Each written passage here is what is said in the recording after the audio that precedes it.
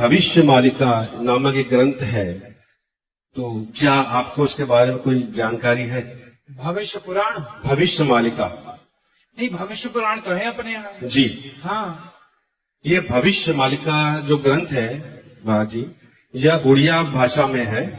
और उसको आज से 600 वर्ष पूर्व उड़ीसा के महान संत श्री अच्युतानंद दास जी ने के द्वारा, और हिंदी में प्राप्त हो तो उसे पढ़ा जाए। जी, तो हमारे पास हिंदी में भी उसका प्रति है। अच्छा, पंडित काशीनाथ मिश्रा जी के द्वारा लिखा गया है। ठीक। उन्होंने उसको हिंदी में अंग्रेजी में क्या लिखा है उसमें, उन्होंने क्या चाहा, क्या कहा है उन्होंने उसमें? जी, भविष्य मालिका ग्रंथ में जैसे कि बताया गया है कि आज जो समय चल रहा है कलयुग का, तो यह कलयुग का समापन हो चुका है। और जिस समय हम और आप सभी यहाँ पर हैं, यह संधि काल है और कुछ ही वर्षों में आदि सतयुग का प्रारंभ होने जा रहा है। इसका आदि सतयुग, जैसे कि सतयुग होता है महाराज जी, सतयुग, तो सतयुग से पहले आदि सतयुग का आगमन होता है। यह भविष्य मालिका में लिखा है। उसमें हर युग के, चार युग के जो भक्त होते हैं, प्रभु उनके साथ में उनको पूर्ण सुख देते हैं, क्योंकि हर युग में प्रभु के भक्त जो है पूर्ण सुख प्राप्त नहीं कर पाते हैं, अंत में युग के साथ अपनी लीला करके चले जाते हैं। तो आदि सतयुग का प्रारंभ जो है महाराज जी होने वाला है।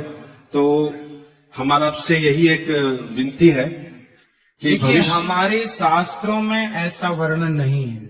ये तो अभी क्या है, जब सूर्य ढलता है ना, तो परछाई लंबी जाती है। तो जो द्वापर युग है, उस द्वापर युग की अभी परछाई है, इसलिए इतना धर्म कर्म है। जब कलयुग की चरम सीमा आएगी तो आदमी आदमी को मार करके खा जाएगा। अभी तो मुर्गा खाता है आदमी, अंडा खाता है, बकरा बकरी खाता है, भैंस खाता है, सुअर खाता है। कलयुग का अंत आने दीजिए, आदमी की लंबाई केवल 3 फीट की रह जाएगी, 2 फीट का हो जाएगा। और कलयुग के अंत में इंसान इंसान को मार के खा जाएगा।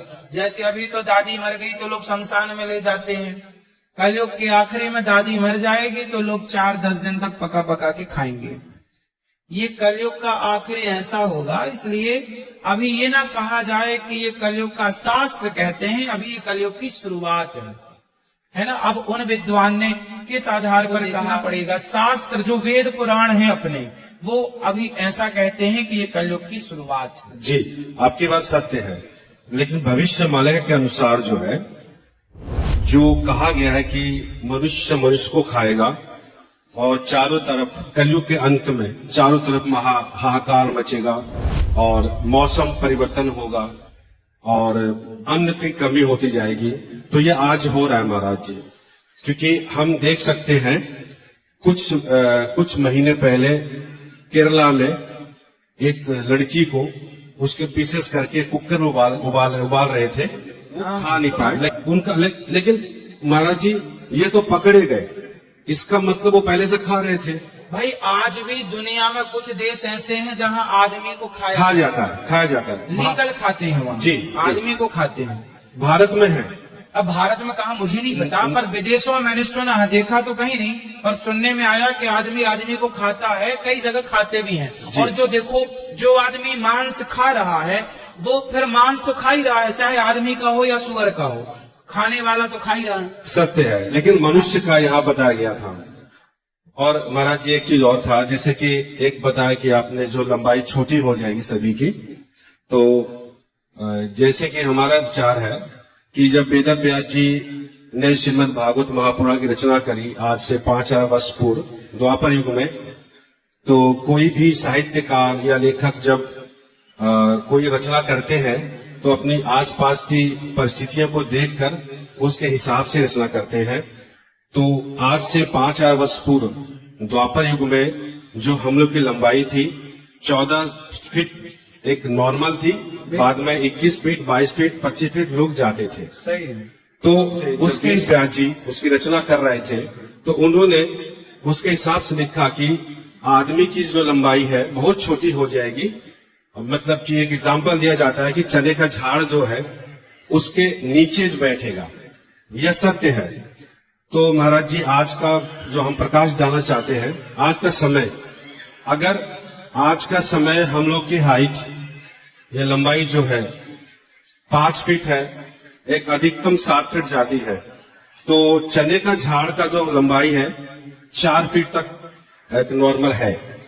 तो इसी वक्त जब किसी द्वापर में 21 फीट की हाइट थी, तो चने का झाड़ जो है वो कम से कम 12 फीट का होगा या 13 फीट का होगा, या तो उसके हिसाब से हम लोग की लंबाई जो है उस चने के हिसाब से जो द्वापर में था, आज हम लोग छोटे हो चुके हैं। बिल्कुल 12 फीट का जो है उससे हम लोग 5 फीट में आ गए हैं। ठीक है। तो यहाँ पे ये सत्य प्रमाणित होता है।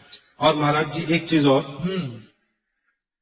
जैसे कि कहा गया ये अभी बाल अवस्था चल रही है, और तो हम लोग अगर इतिहास देखें तो इतिहास में बताया गया है मध्य युग जो काल आया था, इतिहास में दर्ज है, उसमें जो जो घटनाएं हुई थी सब उसमें दर्ज है। तो मध्य युगीन काल जब आया था, इसका अर्थ यह हो सकता है कि 4,32,000 वर्ष में आधा साल हो चुका है। फिर मतलब देखो, हमारे यहाँ तो सत्यनारायण भगवान की आप कथा भी सुनते हैं ना, तो वहाँ संकल्प में ये सब कुछ बोला जाता है कि कौन सा कलयुग चल रहा है, जी। कौन सा मनवंतर है जी, कौन सा युग का कौन सा, ये सब बोला जाता है। तो हमारे यहाँ की गणित इतनी परफेक्ट है कि नासा को आज पता चला कि सूर्य ग्रहण कब पड़ने वाला है। हमारे यहाँ तो सैकड़ों साल जब नासा पैदा नहीं हुआ था, तब हमारे यहाँ पंचांग देख के ब्राह्मण बता दिया करते थे फलानी तारीख को इतने बज के इतने मिनट में सूर्य ग्रहण है और चंद्र ग्रहण है। तो हमारी गणित परफेक्ट है, इसलिए गणित पे बिल्कुल आप जी, बिल्कुल जो शास्त्र कह रहे हैं बेटा, वो महापुरुष हैं, अपने हिसाब से उन्होंने जो कहा होगा जी। वो ठीक कहा होगा, पर शास्त्र जो कह रहे हैं वो प्रमाण ये है जी। कि अभी कलयुग की शुरुआत है। इसलिए इतना धर्म कर्म है। कलयुग के आखिरी या होते होते ना कोई राम का नाम लेने वाला रहेगा, ना कोई कृष्ण का नाम लेने वाला रहेगा। इक्का दुक्का कहीं कोई बिरला छिपा होगा जंगलों में, तो कोई जप रहा होगा। तो अभी तो भगवान का नाम लेने वाले भक्तों का हर शहर हर गांव में दर्शन हो जाता है। शास्त्र के मुताबिक ही हम भी बता रहे थे, भविष्यवाणी के अनुसार ही। ठीक है जी, तो आपसे निवेदन है कि आप इसको पढ़ लीजिएगा, और हाँ, जरूर। थोड़ा सा समाज में, और हम भी चाहते हैं कि आपसे 1 to 1 कुछ बात करें, अलाउसा प्रदान करें आप, तो आपसे हम बात भी करेंगे जरूर, जब जरूर। आप बताएंगे। जरूर।